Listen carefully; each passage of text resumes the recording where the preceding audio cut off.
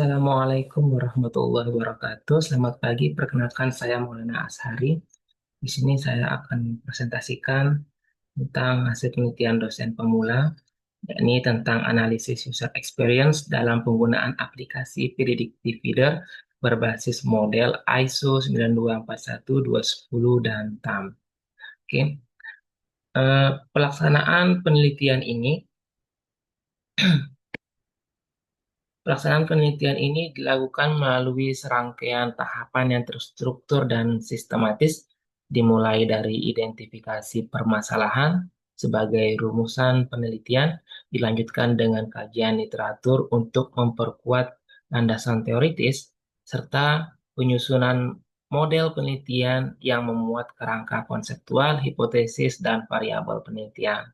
Selanjutnya dilakukan pengumpulan data serta pengolahan data eh, melalui penyusunan dan penyebaran kuesioner. Kemudian data yang terkumpul dianalisis menggunakan pendekatan PLS-SIM untuk menguji validitas, reliabilitas, dan hubungan antar variabel. Analisis lanjutan dilakukan dengan Importance Performance Map Analysis atau IPMA untuk menentukan prioritas faktor yang paling berpengaruh namun masih memerlukan peningkatan kinerja. Tahapan akhir berupa interpretasi hasil, pembahasan, dan penarikan kesimpulan yang menjadi dasar penyusunan luaran penelitian dalam bentuk publikasi ilmiah. Keseluruhan tahapan ini diarahkan untuk mencapai tujuan penelitian, yakni mengevaluasi pengalaman pengguna atau biasanya disebut dengan user experience dan penerimaan teknologi atau teknologi acceptance pada sistem predictive feeder dengan mengintegrasikan model ISO 9241210, kemudian TAM serta faktor AI readiness. Nah, berdasarkan hasil wawancara dengan operator predikti, dosen, dan tenaga kependidikan di berbagai perguruan tinggi swasta yang ada di Kabupaten Lombok Tengah, Lombok Timur, dan Lombok Barat, ditemukan bahwa permasalahan utama dalam penggunaan predictive feeder terletak pada kesenjangan antara tuntutan regulatif dengan kesiapan sistem maupun penggunanya. Dari sisi teknis, sistem masih menghadapi kendala pada kualitas respon saat input data massal, serta keterbatasan fitur aksesibilitas bagi pengguna dengan literasi digital yang rendah. Dan dari sisi institusional, tidak semua perguruan tinggi menyediakan pelatihan dan pendampingan yang memadai, sehingga banyak pengguna, baik operator, dosen, maupun tenaga kependidikan, eh, hanya menggunakan sistem sebatas kewajiban administratif. Nah, selain itu, tingkat penggunaan teknologi juga belum optimal karena persepsi kemudahan dan manfaat belum sepenuhnya terbentuk. Sementara kesiapan digital masih beragam ditandai dengan perbedaan literasi digital, kemudian dukungan kelembagaan, dan pengalaman menggunakan sistem yang serupa. Nah, kondisi tersebut berdampak pada rendahnya kepuasan serta keberlanjutan penggunaan sistem yang berpotensi mengurangi aktivitas dan akurasi pelaporan untuk data akademik nasional. Nah, kemudian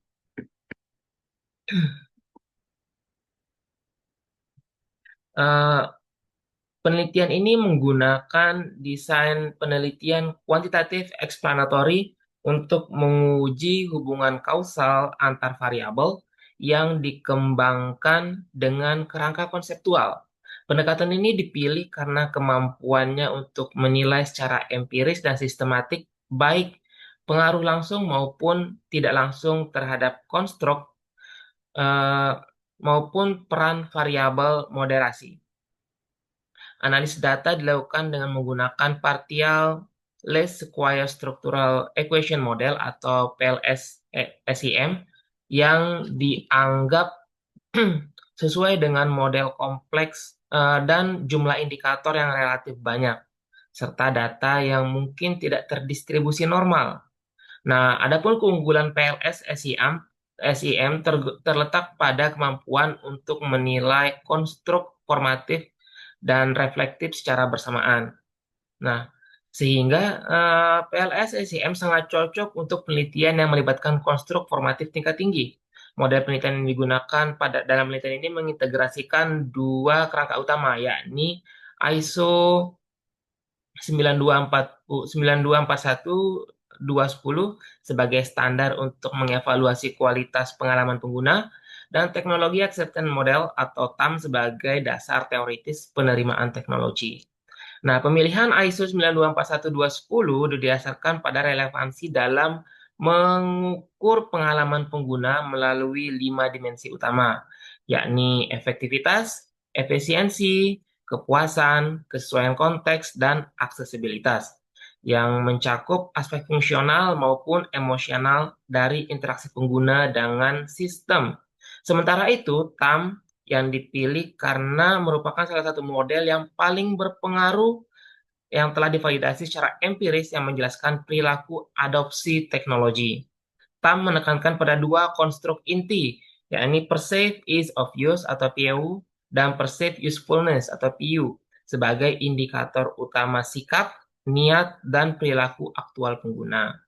Nah, sederhananya, eh, struktur kualitas prediksi yang tinggi serta dukungan empiris yang luas dari berbagai konteks, termasuk pendidikan tinggi dan sistem informasi akademik, menjadikan kedua model ini sangat relevan untuk penelitian yang akan dilakukan ini.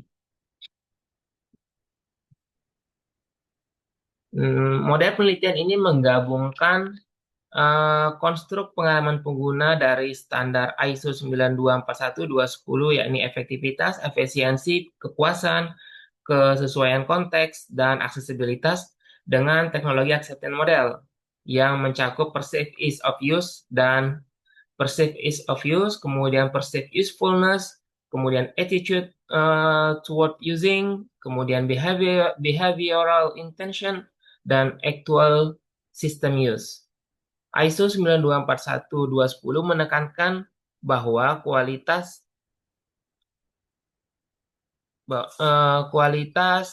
pengalaman pengguna dalam konteks penggunaan sistem mempengaruhi persepsi kemudahan dalam kegunaan yang ada pada TAM menjadi faktor utama penentu sikap, niat, dan perilaku pengguna aktual. Dalam konteks penelitian ini, predictive feeder diposisikan sebagai sistem utama yang dianalisis melalui jalur pengaruh langsung dan tidak langsung antar pengguna TAM, antar variabel TAM. Nah, untuk memperluas penerapan TAM, penelitian ini menambahkan AI readiness sebagai konstruk moderasi yang tingkat tinggi yang terdiri dari literasi digital, dukungan institusional, dan pengalaman dengan sistem serupa. Ketiga dimensi ini merefleksikan kapasitas adaptif pengguna maupun institusi dalam mengadopsi sistem berbasis AI, eh, serta berpotensi memperkuat dan memperlemah hubungan antara variabel utama TAM dengan perilaku pengguna. Dengan demikian, model yang diusulkan tidak hanya menilai penerimaan teknologi melalui atribut pengalaman pengguna dan konstruk TAM, tapi juga kita mempertimbangkan kesiapan adopsi AI sebagai faktor kunci dalam keberhasilan implementasi, terutama dalam sistem akademik digital. Nah, kerangka atau model penelitian ini mengajukan 25 hipotesis yang mencerminkan jalur langsung maupun moderasi untuk menangkap secara komprehensif bagaimana pengalaman pengguna, kemudian faktor penerimaan teknologi, dan kesiapan adopsi AI secara bersama-sama untuk membentuk penerimaan serta penggunaan efektif sistem predictive feeder di perguruan tinggi. Nah, dalam penelitian ini, variabel diturunkan dari integrasi kerangka ISO 9241-210, kemudian TAM, serta faktor eksternal berupa AI readiness. Variabel-variabel tersebut dipilih secara relevan dengan konteks evaluasi sistem informasi akademik nasional atau predictive feeder yang tidak hanya menuntut kualitas usability dari sisi teknis, tapi juga penerimaan pengguna terhadap teknologi, kemudian kesiapan digital baik di level individu ataupun institusi. Secara keseluruhan, penelitian ini menggunakan 13 variabel dari total 58 dengan total 58 indikator. yang didistribusikan sebagai berikut, yakni untuk ISO 9241210, yakni ada effectiveness dengan 4 indikator, kemudian efisiensi dengan 4 indikator, satisfaction dengan 5 indikator, konteks ya, usability dengan 5 indikator, kemudian accessibility dengan 5 indikator. Kemudian untuk TAM ada pada perceived ease of use untuk 5 indikator, kemudian perceived usefulness 4 indikator, attitude toward using 5 indikator, kemudian behavioral intention itu ada 4 indikator, dan actual system use ada 5 indikator. Sedangkan untuk model eksternal yaitu AI readiness ada digital literasi dengan 5 indikator, institutional support dengan 3 indikator, kemudian experience with similar system ada 4 indikator. Nah, masing-masing variabel penelitian dioperasionalkan ke dalam indikator terukur dan disusun dalam kuesioner menggunakan skala Likert 1 sampai dengan 5. Indikator ini dirancang untuk menangkap persepsi, sikap, serta pengalaman nyata pengguna sistem sesuai dengan peran mereka, yakni ada yang sebagai operator, dosen, tenaga kependidikan, maupun mahasiswa sendiri. Nah, kemudian penelitian ini menggunakan teknik purposive sampling, yakni untuk memastikan bahwa responden yang dipilih memiliki pengalaman dan pengetahuan kontekstual yang relevan terkait dengan penggunaan sistem akademik digital, khususnya sistem predictive feeder. Nah, adapun populasi penelitian mencakup seluruh pemangku kepentingan pendidikan tinggi yang menggunakan dan berpotensi untuk menggunakan sistem informasi akademik, terutama mahasiswa, dosen, tenaga kependidikan, serta operator prediktif. Pemilihan responden ini berdasarkan pada 2 kriteria inklusi utama guna menjamin relevansi dan ketepatan data yang diperoleh. Pertama, responden harus secara resmi terafiliasi dengan institusi perguruan tinggi, baik perguruan tinggi negeri, swasta, politeknik, ataupun akademik atau program diploma. Kedua, responden diwajibkan memiliki pengalaman sebelumnya dalam menggunakan sistem informasi akademik digital. Kemudian, eh, termasuk di sini adalah sistem predictive feeder sendiri, baik keterlibatan secara rutin maupun penggunaan secara berkala. Kemudian, kombinasi kriteria ini memastikan bahwa seluruh partisipan memiliki interaksi langsung dengan sistem yang diteliti, sehingga mampu memberikan penilaian yang berbasis pengalaman dan kontekstual. Nah, pendekatan purposive sampling dipilih dengan 2 pertimbangan utama. Pertama, teknik ini menjamin bahwa responden memiliki keterlibatan langsung dengan sistem, sehingga jawaban yang diperoleh akurat dan relevan. Kedua, teknik ini meningkatkan validitas kontekstual penelitian yang berfokus pada pengguna aktif atau potensial dari sistem. Untuk memverifikasi kelayakan responden, kuesioner yang dilengkapi dengan pertanyaan penyaring juga menggunakan mengonfirmasi penggunaan aktif dan pengalaman sebelumnya dalam mengoperasikan predictive feeder. Di sini ada sebanyak 986 respon valid yang berhasil dikumpulkan melalui survei daring yang dilakukan selama 3 bulan, yakni dari bulan Juni sampai dengan Agustus tahun 2025, di mana responden direkrut dari berbagai wilayah di Indonesia untuk menangkap perspektif dari lingkungan perkotaan maupun semi-urban. Cakupan sampling ini meliputi pusat-pusat akademik seperti pusat-pusat akademik yang utama seperti di Yogyakarta, Bandung, Surabaya, Jakarta, serta juga wilayah semi-urban seperti di Nusa Tenggara Barat atau NTB dan Nusa Tenggara Timur. Nah, distribusi sampel dirancang secara strategis di mana merepresentasikan keragaman konteks geografis dan kesiapan teknologi di Indonesia. Yogyakarta dipilih karena sebagai pusat pendidikan nasional dengan konsentrasi institusi perguruan tinggi serta budaya akademik. Kemudian Bandung merepresentasikan pusat inovasi dan pendidikan teknologi informasi sehingga ideal untuk menguji tingkat kegunaan lanjutan atau kesiapan AI. Kemudian Surabaya di Jawa Timur merupakan kota metropolitan yang sistem akademik berbasis teknologinya mapan. Sementara DKI Jakarta dipilih karena perannya sebagai ibu kota nasional sekaligus sebagai pusat kebijakan pendidikan tinggi. Sedangkan di NTB, Lombok Barat, di NTB khususnya di Lombok Barat, itu mencerminkan kawasan semi urban yang menampilkan tantangan literasi digital dan kesiapan teknologi. Sedangkan Mataram, Lombok Tengah, Lombok Timur itu menggambarkan spektrum konteks urban hingga pedesaan dan Lombok Timur ditandai dengan keterbatasan akses jaringan dan dukungan institusional. Kemudian untuk wilayah Sumba Besar dikategorikan masuk dalam wilayah 3T yang mencerminkan tantangan terhadap adopsi sistem digital di daerah dengan model infrastruktur yang terbatas. Kemudian Kupang, Atambua, dan Belu di NTT itu merepresentasikan wilayah perbatasan infrastruktur digital yang minim namun memiliki beban administratif yang tinggi dalam mengelola sistem informasi nasional. Nah, untuk mencapai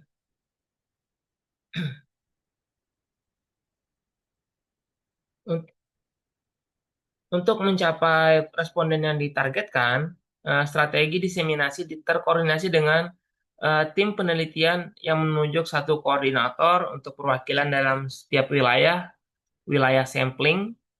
Setiap koordinator bertanggung jawab atas distribusi kuesioner, kemudian verifikasi kelayakan responden, serta memantau proses pengisian. Diseminasi dilakukan terutama melalui komunikasi daring dengan pendekatan komunikasi daring dengan masing-masing wilayah yang terkoordinasi di masing-masing wilayah dengan supervisi yang terkoordinasi di masing-masing wilayah. Nah, kemudian pendekatan ini terbukti efektif dalam mengakses jaringan responden potensial yang luas sehingga representasi seimbang antar wilayah. Kemudian eh, evaluasi model pengukuran dilakukan untuk memastikan bahwa seluruh konstruk dalam penelitian ini memenuhi kriteria validitas dan reliabilitas, mencakup konstruk reflektif maupun formatif.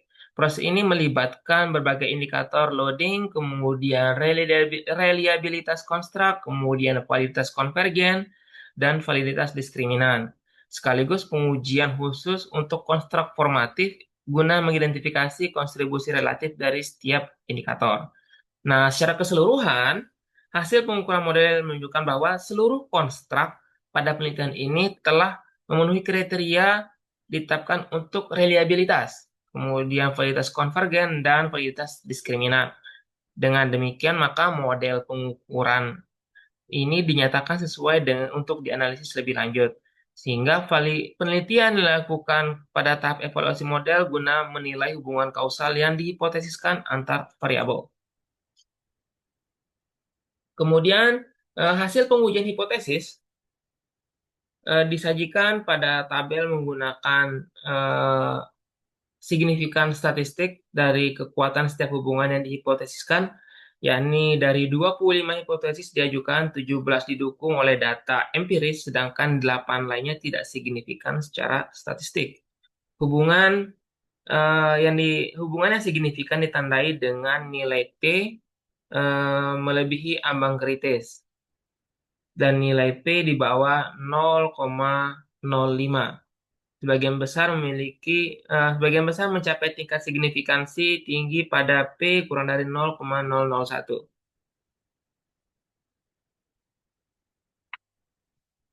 Kemudian Impact Performance Map Analysis atau IPMA digunakan untuk mengidentifikasi konstruk yang memiliki pengaruh terbesar terhadap variabel target sekaligus mempertimbangkan tingkat kinerjanya.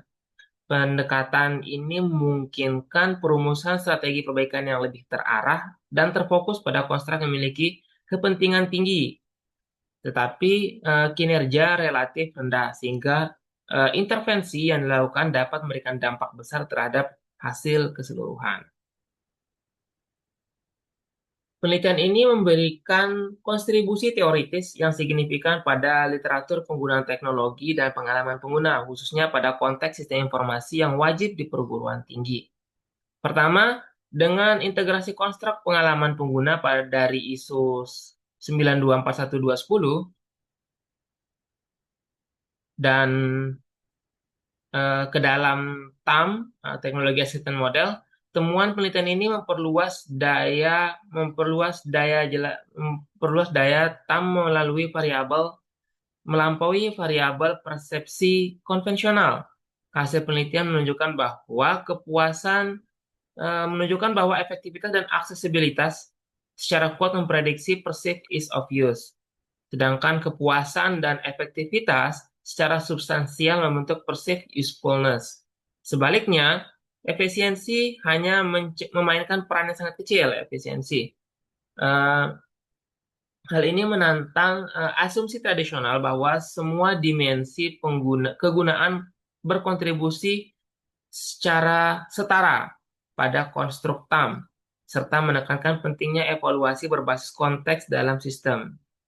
Kedua, tidak signifikannya hubungan antara PO dan mm, perceived of perceived ease of use dan perceived usefulness bertentangan dengan jalur utama dalam TAM yang menunjukkan bahwa konteks di mana pengguna secara berpengalaman dan penggunaan sistem bersifat wajib kegunaan dirasakan lebih banyak dipengaruhi oleh kualitas luaran sistem dan kepuasan, bukan oleh kemudahan penggunaan.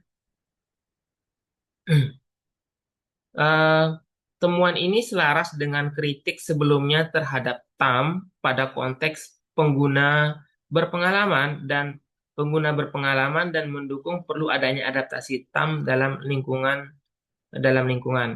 Kemudian yang ketiga, yakni pengenalan AI readiness sebagai konstruk formatif lebih tinggi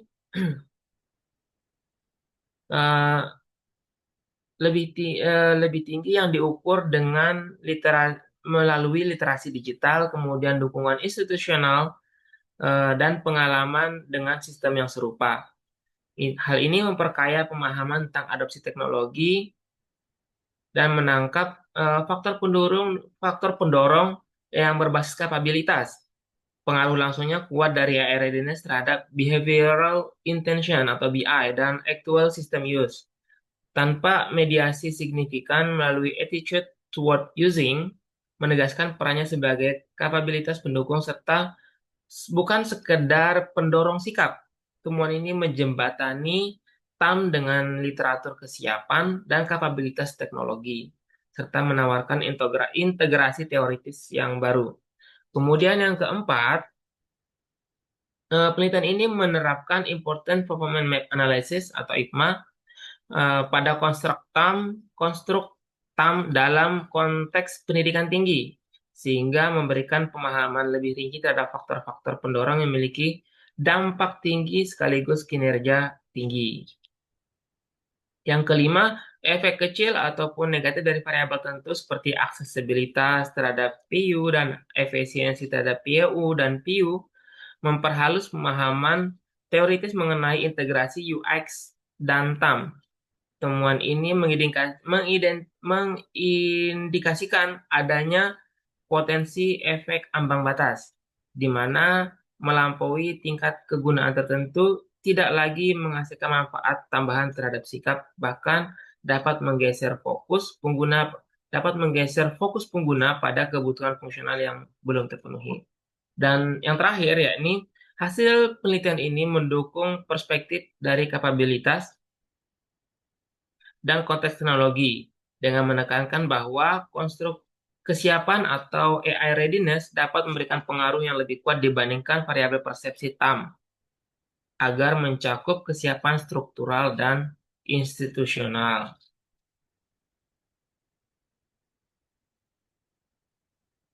Kemudian, hasil penelitian ini memiliki implikasi strategis yang penting bagi Kementerian Pendidikan, Kebudayaan, Riset, dan Teknologi sebagai pengelola pendidikti serta perguruan tinggi pengguna sistem.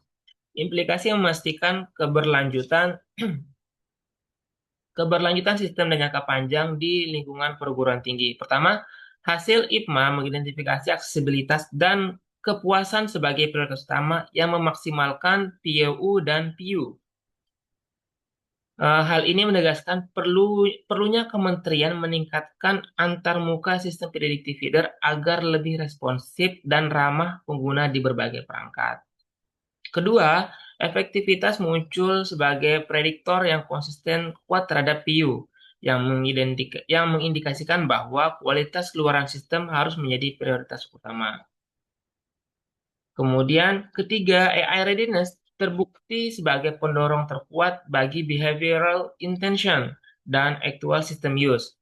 Hal ini menuntut investasi pada peningkatan literasi digital pada sivitas akademika dan dukungan teknis yang lebih memadai. Yang keempat, lemahnya atau negatifnya eh, pengaruh yang keempat yakni lemahnya atau negatifnya pengaruh efisiensi menunjukkan perlunya peninjauan kembali definisi dan peninjauan kembali terkait dengan definisi dan pengukuran. Peningkatan efisiensi yang dilakukan dengan mengoptimalkan kecepatan pemuatan halaman, mengurangi jumlah langkah dan proses rutin, serta menyediakan menu pintas untuk fitur yang paling sering digunakan.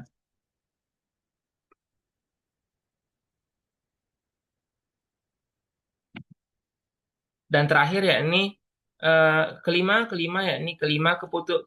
kepuasan pengguna menggunakan prediktor yang kuat bagi behavioral intention, maka strategi peningkatan kepuasan harus melibatkan dimensi fungsional sekaligus dimensi emosional.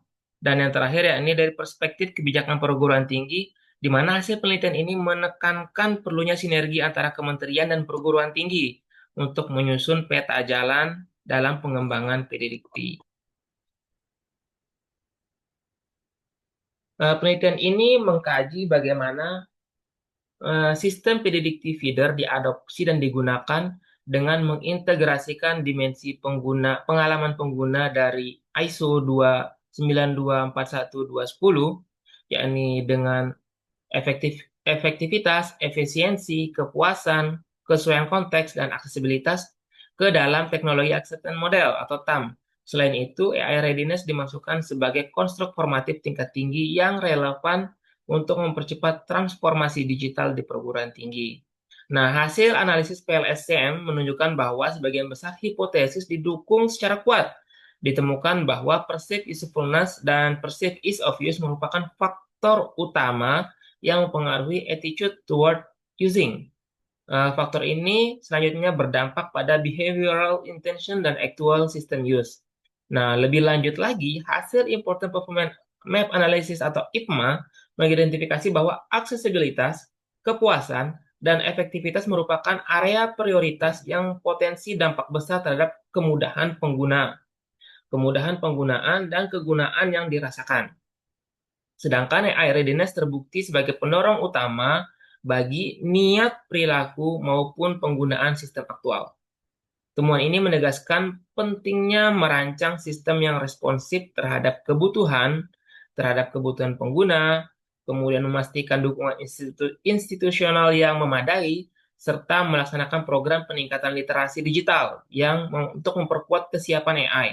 Sebaliknya, pengaruh efisiensi itu sangat lemah dan negatif, eh, menunjukkan perlunya peninjauan kembali terkait dengan indikator dan metrik yang digunakan untuk mengukur efisiensi agar selaras dengan ekspektasi pengguna. Nah, secara keseluruhan penelitian ini memberikan kontribusi teoritis yang memperluas penerapan TAM melalui integrasi dimensi ISO 9241-210 dan konstruk AI readiness, sekaligus menawarkan panduan praktis berbasis data bagi pengelola sistem informasi akademik untuk meningkatkan kepuasan pengguna, loyalitas, dan keberlanjutan pemanfaatan sistem di era digital. Demikian atas perhatiannya saya sampaikan. Terima kasih.